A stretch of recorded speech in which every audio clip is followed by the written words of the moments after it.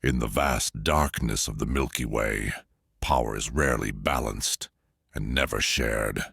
For thousands of years, one force has cast its shadow across half the galaxy, the Drax Dominion, a civilization of towering reptilian warriors, 7 feet tall, bred for violence, and ruled by the iron will of Emperor Nartal.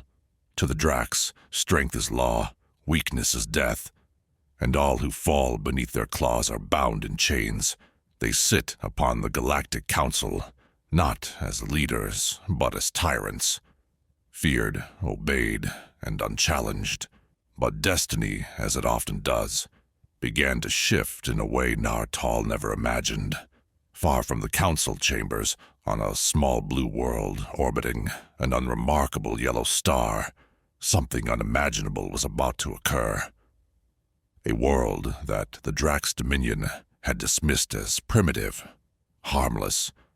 A world called Earth. On a storm-racked night in 1947, a dying light tore across the New Mexico sky.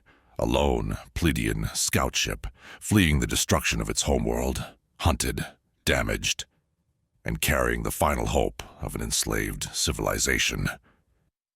When the craft fell from the heavens, it did not strike the Earth by accident. It arrived with purpose.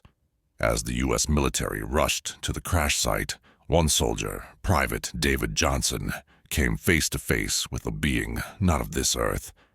A small, frail survivor with pale skin and ancient eyes burdened with tragedy. With the last of its strength, the Pleiadian touched the young soldier's hand, and a message surged into Johnson's mind. A message of war, of extinction, of the monstrous empire known as the Drax. And then a warning: hide, remain unseen, appear weak until you are strong. The Pleiadian had come not to conquer, but to save, to pass on the knowledge that might one day free all species from the Dominion's grasp. A knowledge encoded in symbols, equations, and technologies far beyond human science. A seed of power meant to grow in secret.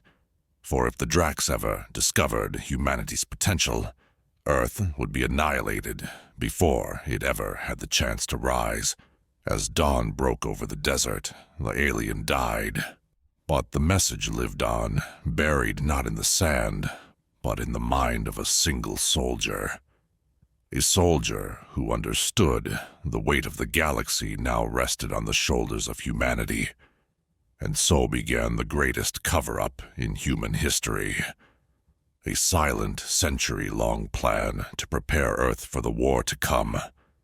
A war no one, not even Emperor Nartal, suspected was brewing.